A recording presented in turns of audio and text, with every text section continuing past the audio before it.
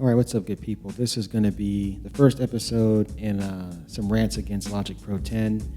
I've had this software for about 8 years now on Intel and M1 as of a couple of years ago, and I've never experienced so many issues until I upgraded to M1. And so this particular episode is about the constant crashes that happen when I use third-party plugins. And most of my plugins are from Arturia, and I have one from Korg, but it doesn't really matter. Any third-party plugin causes the session to crash, and it got so bad with one session, I lost everything. And if I hit recover, it still crashed. So I had to go in and delete plist files, and delete cache files. I had to contact Arturia support to get a solution for that. So they were great about that. That kind of worked out. But there's a lot of other I have a lot of plugins from them, from an older version of E collection, and so you're talking about a lot of files to go in and delete. And it wouldn't take that long, but it's still something that you don't even want to think about or have to deal with. You just want to go in and make music. But this is kind of a game stopper right here. If you leave your session open, idle, or you go browse the web or anything like that, this message will come up, and either you try to hit recover or you have to quit. And you better hope that nothing else went wrong, that you can actually recover it if you hit recover, unlike before where I lost everything.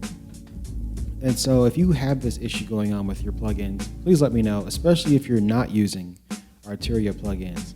I don't know if it's just an Arturia issue or it's just Apple. I have 100% faith that it's Apple because they are not kind to developers. They just kind of change stuff when they want to. They dictate the terms, which in the end makes it worse for us, the users, because we use their products for reliability, but stuff like this makes things more unstable and more unreliable. And so I'm pretty much ready to run back to a cracked version of Ableton, because that can run my plugins with stability, unlike the software that I paid for and have been using for a long time. And like I said, things were fine on Intel, but M1 is a whole other story. So I'm not sure if I need to run my Logic Pro in Rosetta mode or whatever. I don't even know why I would need to run it in Rosetta, because the plugins are not legacy plugins. They're not built for Intel. They've been converted. The manufacturer or developers say that it runs fine, or it should run fine in my current version of macOS.